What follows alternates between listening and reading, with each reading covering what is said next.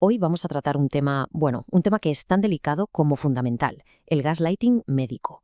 Hablamos de esa experiencia terrible en la que la voz de un paciente se apaga, y no porque le falten razones, sino porque algo en el sistema falla. Vamos a analizar este fenómeno que, gracias a las comunidades en línea, ha pasado de ser un secreto a voces a una conversación pública y muy urgente sobre ética médica y derechos del paciente.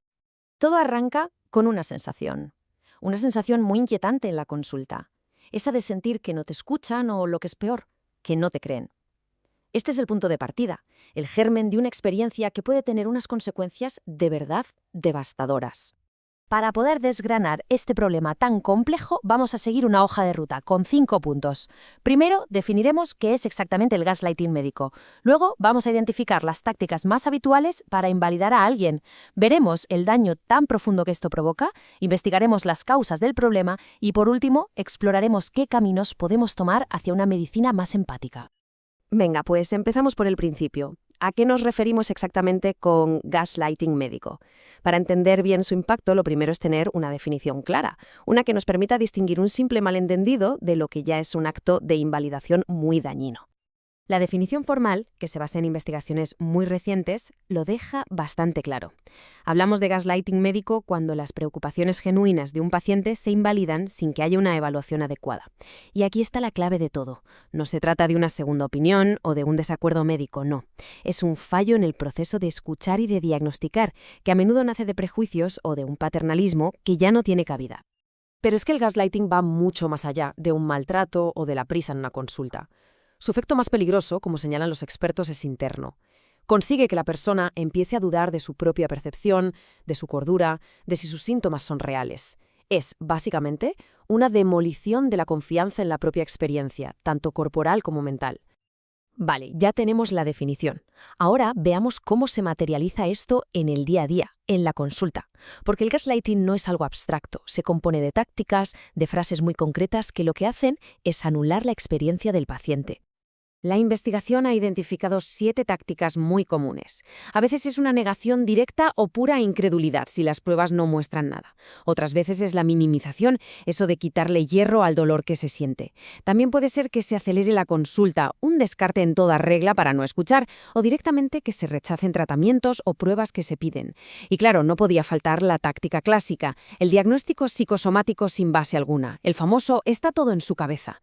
O incluso la culpabilización, echarle la culpa al paciente de su propia enfermedad. Cada una de ellas es, al final, una forma de invalidar y de silenciar. Entender estas tácticas es fundamental porque nos lleva a la pregunta del millón.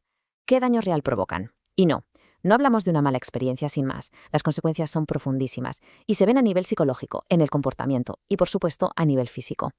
En lo psicológico, el impacto es tremendo. Investigaciones como las de Coles, Gabay y Plastina documentan cómo estas vivencias pueden causar un auténtico trauma médico, con síntomas parecidos al trastorno de estrés postraumático. Hacen que la ansiedad y la depresión empeoren y, lo que es casi peor, instalan una duda constante en la persona, una tendencia a culparse a sí misma. Esta frase creo que captura a la perfección ese momento en que la invalidación que viene de fuera se convierte en una duda interna. Es el punto de quiebre, el momento en que el paciente empieza a cuestionar su propia realidad. Y ese es, sin duda, el objetivo y el efecto más perjudicial del gaslighting. Y claro, este daño individual tiene un efecto dominó. No se queda solo en la relación con un único médico. Una mala experiencia así puede destrozar la confianza en toda la profesión, en todo el sistema de salud, y eso lleva a consecuencias muy serias en el comportamiento de la gente. Y esta es la consecuencia más grave de todas. Para protegerse, para no sufrir más daño emocional, muchos pacientes toman la decisión radical de no volver al médico, de evitar la atención sanitaria por completo, incluso cuando la necesitan. Es un mecanismo de defensa con unas implicaciones peligrosísimas. Y esto nos lleva a las consecuencias físicas, que se pueden medir en tiempo perdido. Este número es que es estremecedor. 11 años y medio. Según un estudio, es el tiempo medio que tardaron los pacientes con la enfermedad de Lyme en conseguir un diagnóstico correcto. Más de una década de incertidumbre, de sufrimiento.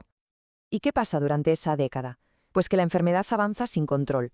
Enfermedades difíciles de diagnosticar, como la de Lyme, el síndrome de Cushing o el COVID persistente, que a menudo son objeto de gaslighting, pueden acabar causando daños neurológicos, cardíacos, metabólicos, daños permanentes. Todo por un diagnóstico que se retrasó porque nadie validó los síntomas. Hemos visto el qué, y hemos visto sus consecuencias. Ahora la gran pregunta es, ¿por qué pasa esto? Y la respuesta no está en 4 profesionales malos y ya, está en fallos del sistema, fallos muy arraigados en la cultura y en la propia estructura de la medicina moderna. En el fondo de todo esto hay un choque de trenes. Por un lado, la medicina actual se basa en la evidencia, datos objetivos, análisis de laboratorio. Por otro, está la experiencia de la persona, lo que vive el paciente, algo subjetivo, narrativo. Cuando las pruebas no dicen nada claro, el sistema tiende a desconfiar de lo que cuenta el paciente, y ahí se crea una tensión enorme sobre qué conocimiento es el que vale. Este fenómeno tiene un nombre en filosofía. Se llama injusticia epistémica. Ocurre cuando se le niega a alguien su credibilidad como conocedor de su propia experiencia. Se asume que su testimonio es menos fiable y punto.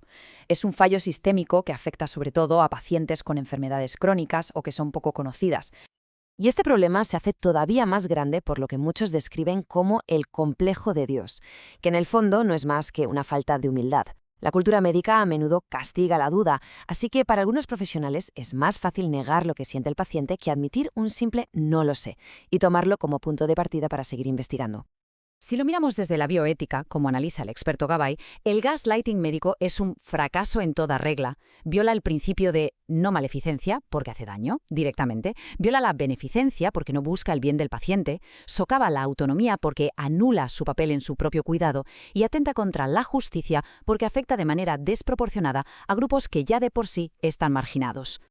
Analizar el problema es necesario, sí, pero no es suficiente. ¿Cómo podemos arreglar esto?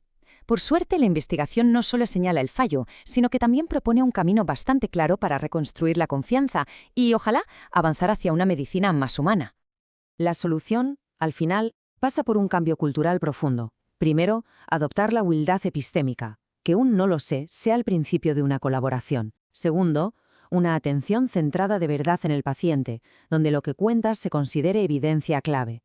Tercero, una atención informada sobre el trauma, que entienda el daño previo y se esfuerce en crear un entorno seguro. Y cuarto, formación continua, para luchar contra los sesgos inconscientes que hacen que este problema siga existiendo. Y todo esto nos deja con una última pregunta para reflexionar.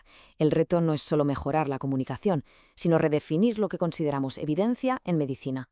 ¿Podemos de verdad pasar de un modelo paternalista a uno de colaboración real, donde la voz del paciente no solo se oiga, sino que se vea como un pilar fundamental para el diagnóstico y para la curación? Ahí queda la pregunta.